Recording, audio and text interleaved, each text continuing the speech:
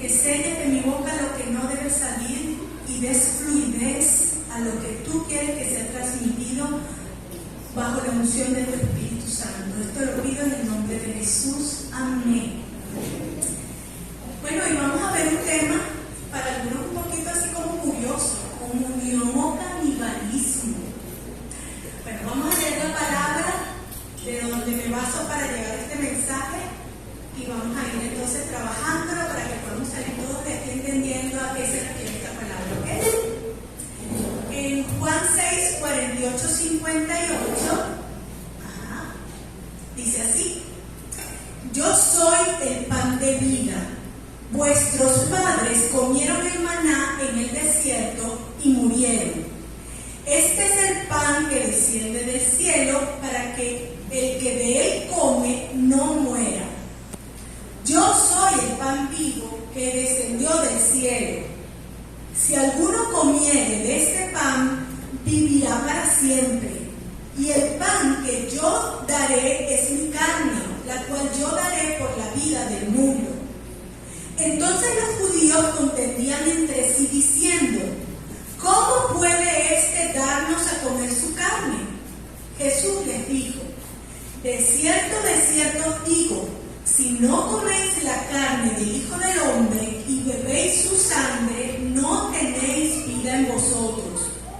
El que come mi carne y bebe mi sangre tiene vida eterna, y yo le resucitaré en el día postrero. Porque mi carne es verdadera comida y mi sangre es verdadera bebida. El que come mi carne y bebe mi sangre, en mí permanece y yo en él. Como me envió el Padre viviente y yo vivo por el Padre, asimismo el que me come, él también vivirá por mí. Este es el pan que descendió del cielo, no como vuestros padres comieron el maná y murieron. El que come de este pan vivirá eternamente. Para que podamos entender, de qué está hablando Jesús en este pasaje, es bueno que entendamos lo que sucedió anterior a esto. Él había acabado de hacer el milagro de la multiplicación de los panes y peces, había alimentado a 5,000 personas, y los judíos dijeron: nada, este es el propio, hagámoslo el rey, porque con este tenemos todo satisfecho y saciado, este nos resuelve nuestros problemas. Jesús, cuando se percató de que esta idea estaba corriendo entre la multitud, más bien se apartó. A la final los discípulos se montan en la barca y van a la otra orilla del lago, la de Galilea, porque él estaba en la orilla de Tiberíades. Y entonces, luego Jesús, cuando va caminando sobre las aguas, se encuentra con los apóstoles y llega entonces a la otra orilla. Cuando la gente empieza a buscarlo pensando, ¿dónde está? Tenemos que asirnos de este personaje. Se dan cuenta que ya no está en esta zona, toman unas barcas que habían llegado allí a la orilla y salen otra vez entonces al lado donde está Capernaum. Y allí lo encuentran. Y entonces él les dice: ustedes vienen a mí no por las señales que han visto, refiriéndose a las señales que lo indicaban, que lo mostraban como el Cristo, el ungido, el que ellos debían esperar. Él les dice: ustedes no vinieron a mí por esto, vinieron porque yo los alimenté. Y entonces les dice: trabajen por la comida que permanece y no por la que perece. Entonces ellos le preguntan: ¿qué obra debemos hacer entonces si debemos trabajar en función de esto? Y entonces él dice: la obra del Padre es que crean en el que Él ha enviado. ¡Qué increíble! Le dice: el trabajo es creer. Entonces ahí es cuando ellos le dicen: bueno, pero ¿qué señal nos das tú como para que creamos en ti? Y ya habían visto señales, pero ahí estaban ya cuestionando, porque inclusive ellos sabían que haber multiplicado el pan era un tremendo milagro. Y entonces le dice: pero bueno, ¿qué señales nos das para que creamos en ti?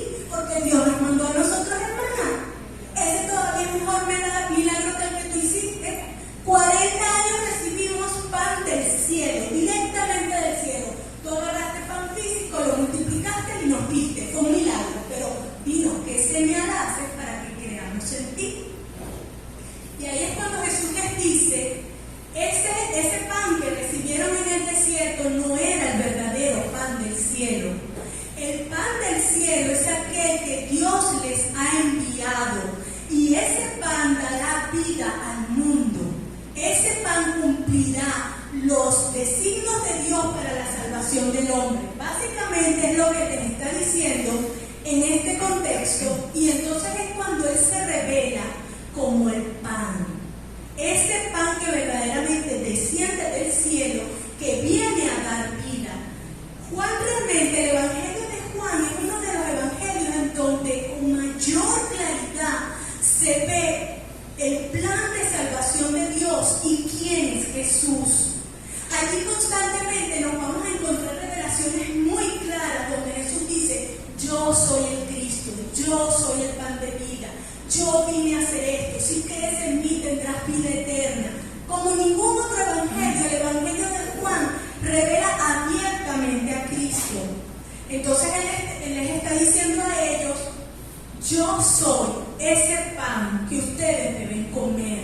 Y entonces ahí hace como el desarrollo, sigue explicando: ese pan que ustedes deben comer es mi carne y mi sangre, la cual yo doy para que ustedes puedan tener vida eterna. Entonces, este punto tan profundo espiritualmente, para la mente natural es muy difícil de entender, porque las cosas de Dios, que son espirituales, a la mente natural le hacen un cortocircuito. Por eso es que la Biblia habla de eso, de que lo espiritual se acomoda a lo espiritual para que podamos entender. Y esa es parte del papel del Espíritu Santo, revelarnos las cosas espirituales para que podamos entenderlas.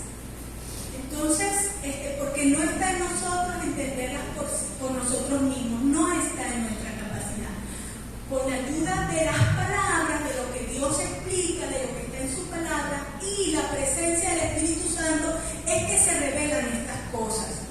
Para algunas personas, quizás, aun cuando hay un destello de revelación, se resisten a la revelación y no logran avanzar, y no logran tomar la verdad de Dios y apropiarse de ella. Y ese es el punto. Entonces, Jesús está revelando toda esta verdad. Él es el pan y debemos comer su carne y su sangre. Luego, en este pasaje vemos que hay algunas personas que se escandalizaron mucho de esta palabra, y voy a explicar más adelante por qué. Ok, pero ahorita, pásame a la siguiente, por favor.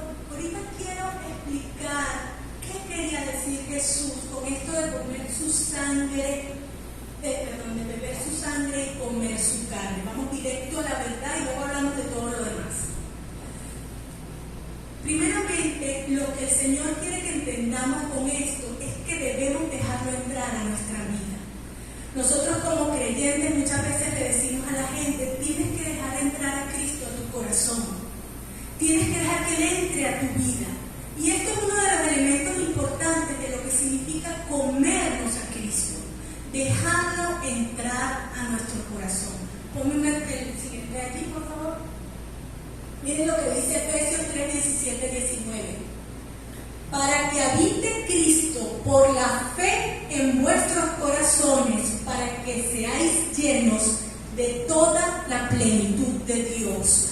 ¿Saben que algunas tribus caníbales tenían la costumbre de que cuando los guerreros de las tribus adversarias eran vencidos, ellos lo abrían y se comían el corazón, o se comían parte del cerebro, se comían alguna parte de este otro guerrero, porque ellos creían que las virtudes, cualidades, cosas positivas que ese guerrero tenía, al ellos comerse eso iba a entrar a ellos, iba a potenciar aún más la valentía, la capacidad de guerra, todo eso, ¿no?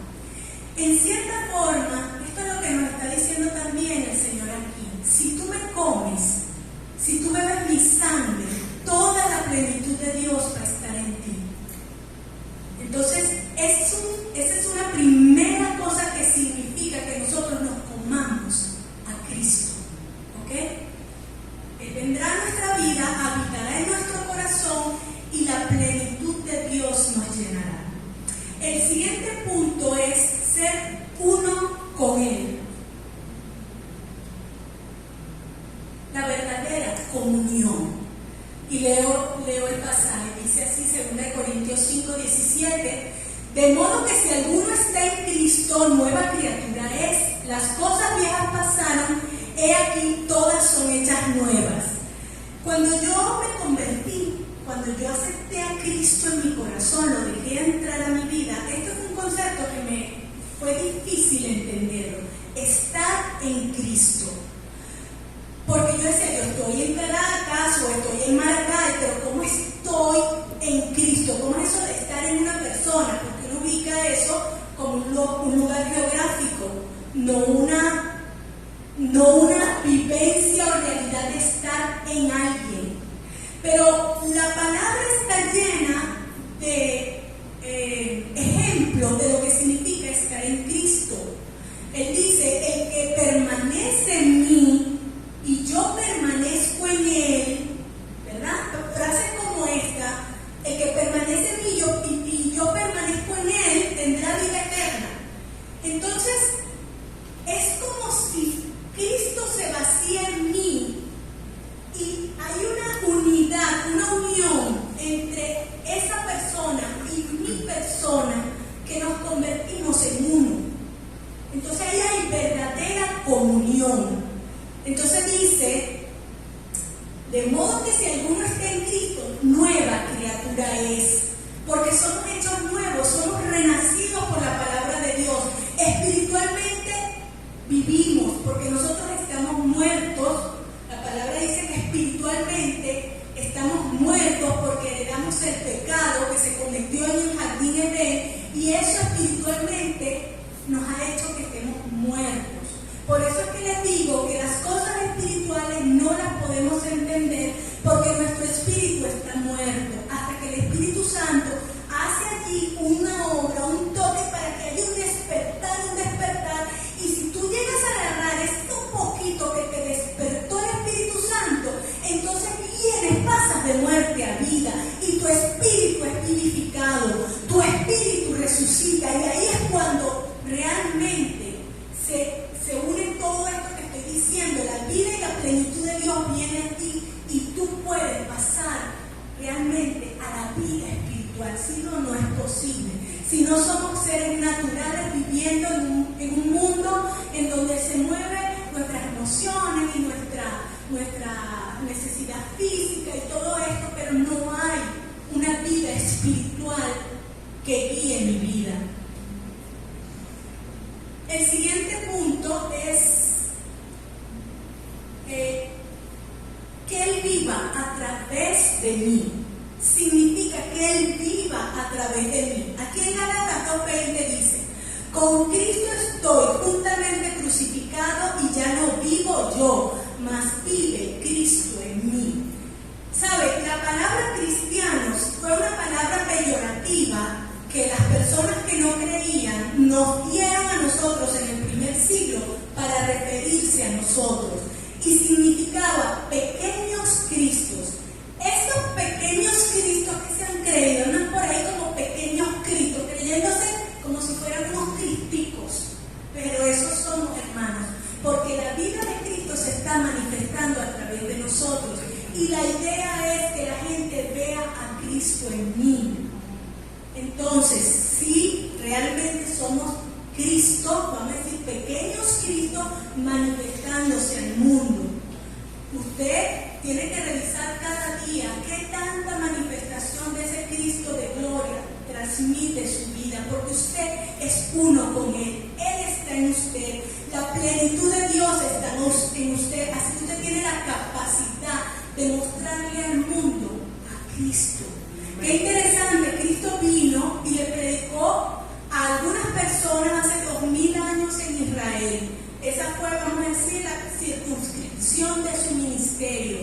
Pero Él está usándonos a cada uno de nosotros como si se hubiese multiplicado por millones para hacer la obra a través de su iglesia, para que el mundo conozca a Cristo a través de nosotros.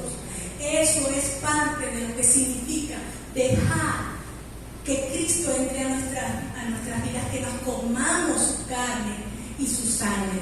Pasa a la siguiente, por favor. Por supuesto, hacerlo Señor de nuestras vidas. Sabes, en el primer siglo, el Imperio Romano tenía un control sobre la población, que ellos le vendían la idea a la gente de que ellos eran divinos, los emperadores, de alguna manera semidioses, y que realmente ellos eran el Señor de cada vida de esa congregación del imperio.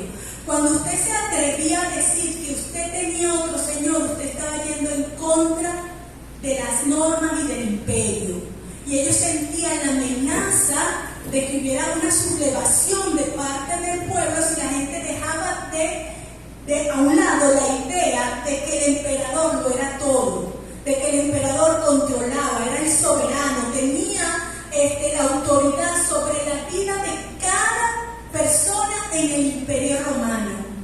Cuando una persona decía, reconozco que Jesucristo es mi Señor, tenía la amenaza de muerte, porque para el Imperio Romano eso era como si usted fuera un guerrillero, una semilla de insurrección y de problemas.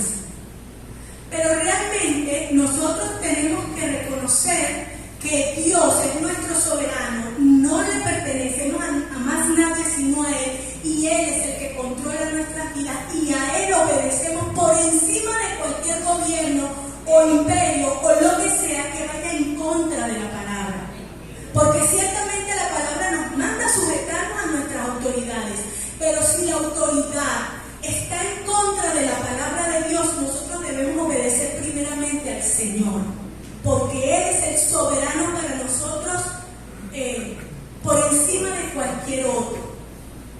Ahora, la palabra Señor, ahorita en nuestros tiempos, es tan común. Nosotros a cualquiera le decimos Señor. Mira, ve, el Señor que está allá, ve y pregúntale tal cosa. Todos somos señores aquí, todos los hombres, porque las mujeres somos señoras. Entonces, no entendemos en la actualidad el concepto del señorío. Ser señor de alguien es que tú le perteneces, es que tú eres su esclavo, es que tú le debes obedecer. Y es muy fácil entonces, en esta actualidad donde el concepto se ha perdido, decirle al Señor, Señor, Señor, y pensar que no le debo obedecer. Y eso es uno de los problemas que nosotros vemos. Nosotros, por ejemplo, en nuestro país, si hacemos una encuesta, el 95% de la población, al menos, va a responder que cree en Dios y que Él es su Señor. Pero todos viven negando esa verdad. No es lo que realmente ocurre en la vida práctica. No le obedecen, porque si no, no tendríamos un país tan lleno de corrupción y de tantos males.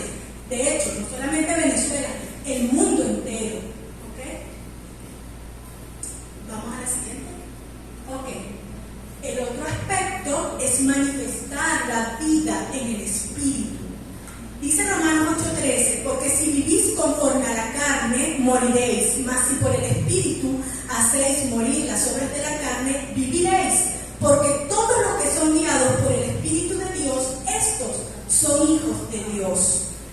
Entonces, todo lo anterior se resume en el hecho también de que Dios me ha dado capacidad plena para que yo pueda vencer la carne y yo pueda vivir en el Espíritu.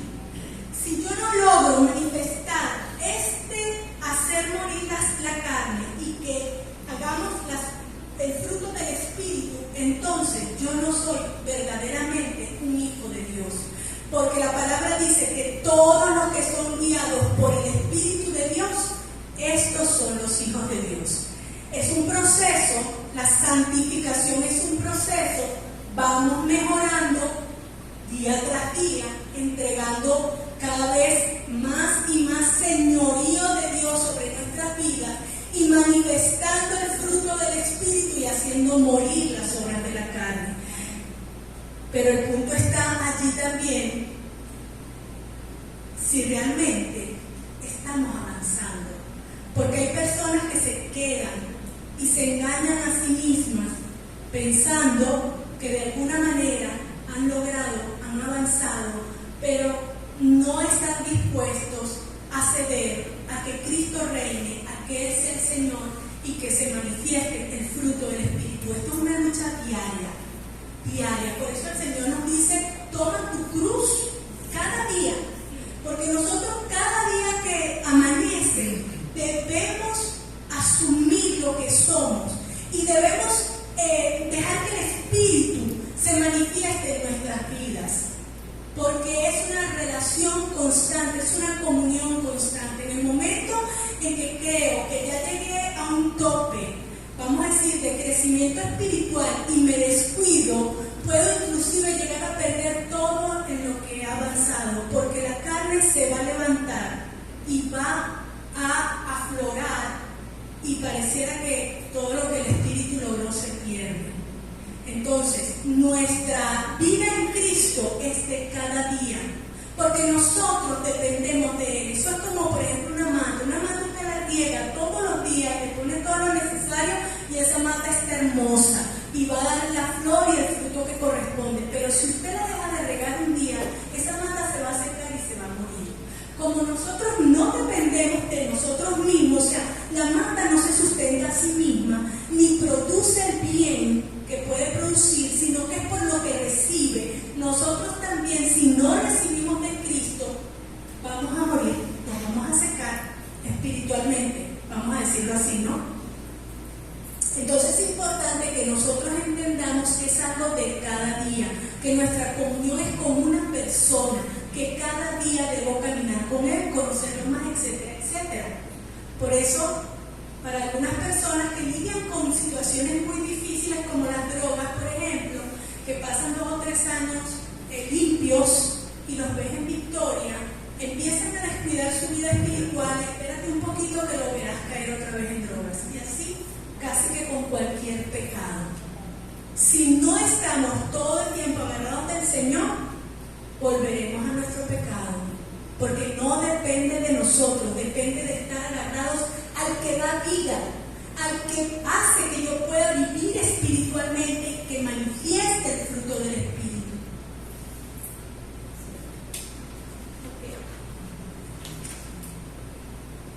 Quiero hablar de este concepto un poquito para cultura general también, ¿no? En el siglo IV, más o menos, cuando ya el imperio había establecido que el cristianismo era la religión oficial y ya la gente no se convertía por convicción, sino porque era impuesto prácticamente, porque era la religión del imperio, y ahí se creó mucho sincretismo, se unieron las costumbres paganas con las verdades del Evangelio.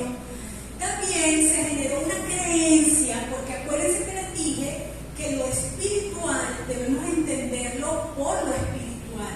Entonces, como quizás ya la gente no tenía esa vida espiritual profunda, la gente empezó a distorsionar lo que Cristo había enseñado y se creó la doctrina de la transustanciación. ¿Qué dice esta doctrina?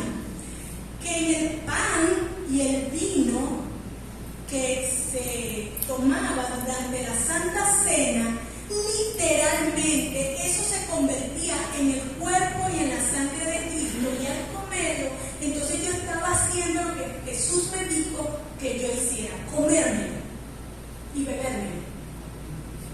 Entonces esta doctrina se generalizó y algunas profesiones religiosas, o sea, algunas religiones la consideran todavía como verdad. Pero Juan 6:63, pásame la siguiente por favor, en el mismo pasaje donde Jesús está explicando lo que Él dijo, porque estamos todavía en ese capítulo, como mucha gente se había escandalizado de lo que Él había dicho, ¿cómo nos vamos a comer a un hombre y nos vamos a ver su sangre? ¿Qué está diciendo? Este está loco, está desvariando, ¿de qué loquera nos está hablando?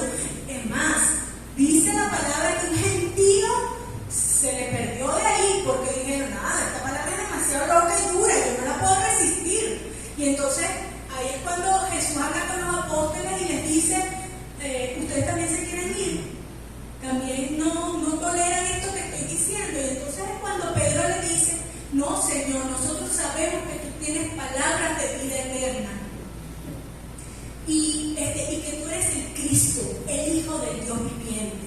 Nuevamente, o sea, Pedro entendiendo espiritualmente lo que Jesús está diciendo, y entonces le hace esta declaración.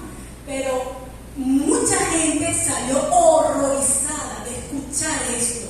Y entonces es cuando Cristo les aclara el asunto a ese pequeño grupo que se quedó con él y les dijo: el Espíritu es el que da vida, la carne para nada aprovecha. Las palabras que yo os he hablado son espíritu y son vida.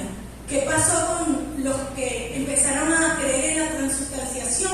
Quisieron pasar al plano físico, quisieron pasar a que verdades espirituales que son del mundo espiritual y que tocan nuestro espíritu, que es inmaterial, de alguna manera yo pudiera tocarlo, vivirlo y llevarlo a este espacio físico. Entonces decía, la entrada de Cristo a tu corazón es porque eso está en una cosa que te metes en la boca, que de alguna manera en el momento del sacramento se convierte en el cuerpo y en la sangre de Cristo. Pero Jesús está diciéndole aquí, no, es mi palabra, son espíritu y son vida, no tienen nada que ver con la parte carnal, con la parte física, no es eso. Entonces, pudiéramos decir que algunas personas han tergiversado el concepto de comunión para llevarlo a canibalismo, porque de esta forma, comiendo el cuerpo y la sangre de Cristo, estoy distorsionando y no entendiendo que esto es espiritual. Ahora, también hay un problema con, vamos a ver un momentito, pasa la otra lámina, por favor. Perdón, ahí estaba yo. Hay un problema también con comer el cuerpo y la sangre de Cristo, que podríamos decir que no es directamente un canibalismo, pero es una forma engañosa de vivir lo que es comer y beber la sangre de Cristo, y que entonces, si no es canibalismo, no sé qué es, pero no es comunión, ¿ok? Vamos a ver entonces, por favor, pase la otra lámina. Creer sin obediencia. Acuérdense que les dije, cuando tú crees, la plenitud de Dios viene a ti, la manifestación del Espíritu se hace a través de ti. Hay un cambio absoluto, tú pasas de muerte a vida, tú resucitas, tu espíritu responde a las cosas de Dios, al mundo espiritual. Ahora, si las personas dicen que creen, pero no obedecen, ahí hay que revisar qué está pasando. Porque fíjate lo que dice Hebreos 5:9, y habiendo sido perfeccionado, es decir, Cristo, vino a ser el autor de eterna salvación para todos los que le obedecen. El primer mandamiento que Cristo dio es creer, que creas en Él, que creas en Él. La obra de Dios es que creas en Él. Pero este verdadero creer trasciende, no se queda aquí solamente en el concepto intelectual o en un simple, como decimos, en un simple sí, yo sé que Dios existe, yo creo en Él. Pregúntale a cualquiera por ahí en la calle, el 95% te va a decir que sí, que cree en Dios. Pero ahí falta algo, ¿ok? Pasa a la siguiente, por favor. ¿Qué puede estar pasando allí? Que mucha gente hace una oración sin conversión, ¿ok? Es decir, digo que creo, pero no me convierto. Y conversión es dar la vuelta a mi pecado y es ir hacia otra ruta, entrar al camino de Cristo. Por eso Él dice, yo soy el camino, la verdad y la vida. Si yo no hago un cambio de vida, me quedé solo en creer y no me convertí. Y fíjate lo que dice Hechos 3:19-20. Así que arrepentido y convertido son dos cosas. No solo crees, te conviertes. La verdadera creencia impacta todo tu ser. Y eso cambia tu ser. Y eso que entra en si has entendido que eres pecador, si has entendido que Cristo murió en la cruz para recibir el castigo por tus pecados, liberándote de la condenación. Si tú has creído en eso y crees de verdad que necesitas a ese Salvador dentro de tu vida, entonces ocurre la conversión y dice la palabra para que sean borrados vuestros pecados. Para que sean borrados vuestros pecados. Si no hay conversión, si no se completa la obra, no quedan borrados vuestros pecados. Y para que vengan a la presencia del Señor tiempos de refrigerio, y Él envía a Jesucristo que os fue antes anunciado. Y este envía a Jesucristo tiene como un doble sentido, porque Cristo volverá por su iglesia, pero Cristo viene a tu vida, a tu corazón, a habitar plenamente en ti. Si esto no ocurre, si no hay arrepentimiento y conversión, ¿dónde está la plenitud de Dios viviendo en mí? Me lo comí. Me comí el cuerpo y la sangre de Cristo para que toda esa virtud de Dios entre a mi vida. Creo que no. Y también otro problema es llamar a Cristo Señor sin que Él lo sea. Y era lo que les estaba explicando anteriormente. Ahorita cualquiera es Señor y la gente puede decir fácilmente Señor Jesucristo. Y pareciera que lo menos que hace ahí es ser su Señor. Y no ocurría solamente ahorita, ocurría en el primer siglo con los primeros creyentes. Y por eso Jesús dijo esta frase: muchos me dirán en aquel día, Señor, Señor, no profetizamos en tu nombre y en tu nombre echamos fuera demonios y en tu nombre hicimos muchos milagros. Y entonces les declararé: nunca os conocí, apartados de mí, hacedores de maldad. ¡Wow! Esto es sorprendente porque uno dice, pero había señales, había prodigios, pero Cristo no era su Señor. Y por eso el Señor mismo nos alerta de los falsos profetas, de los que andan por ahí haciendo milagros y señales y hasta llamándose Cristos, soy el Cristo, y que no vayamos detrás de ellos. Un verdadero cristiano produce fruto. La palabra también dice, hay un versículo que dice: considerad a vuestros pastores e imiten su fe. O sea, consideren la obra de vuestros pastores e imiten su fe. Yo tengo que revisar qué fruto me está dando esta persona, me da testimonio. Si lo está haciendo bien y veo a Cristo en él, entonces yo lo voy a imitar. Pero hay muchas personas que tienen una apariencia o puro buen lenguaje, son pititos de oro, pero no ves cambios reales en su vida, no ves misericordia, no ves el amor, no ves la santidad. Tan importante la santidad, porque nuestro Dios es un Dios santo. Y si la plenitud de Dios está aquí, tiene que manifestarse en santidad. Amén. Entonces todo esto es comerse a Cristo. Espiritualmente comerse a Cristo no tiene que ver con canibalismo. Yo quiero comunión.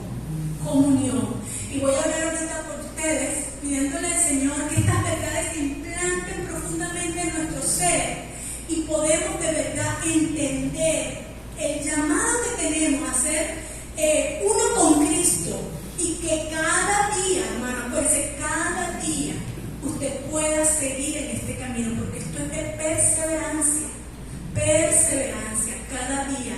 No se duermen los laureles de ayer. Ayer usted alcanzó grandes logros y victorias, pero hoy necesita a Cristo otra vez, ¿no? Porque en nosotros no hay nada bueno. La palabra dice que nuestras obras son como trapos de inmundicia.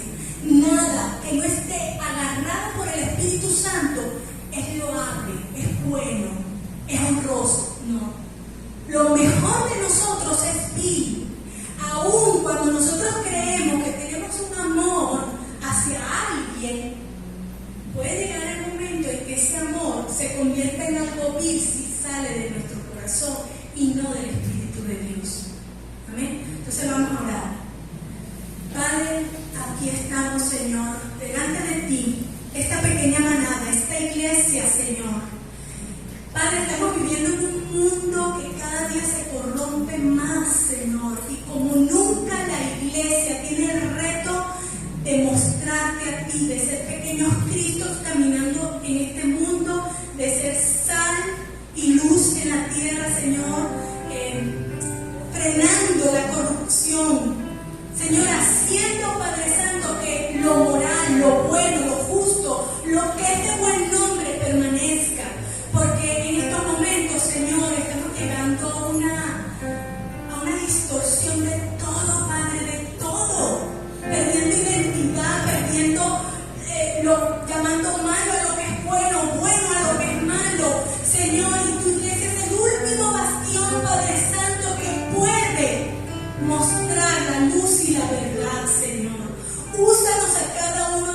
nosotros. Ayúdanos a entender, Señor, lo que significa creer en ti.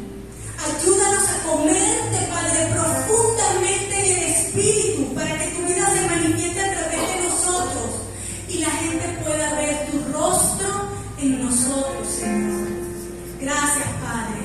Bendice esta iglesia. Yo te pido, Señor, que esta iglesia sea guardada en la cuenca de tu mano, Señor, escondida del mal, de toda forma en que el enemigo quiera destruirnos, quiera tergiversar la doctrina o quiera desviarnos a lo que no es tu voluntad, Señor. Queremos ser una iglesia de calidad, Padre.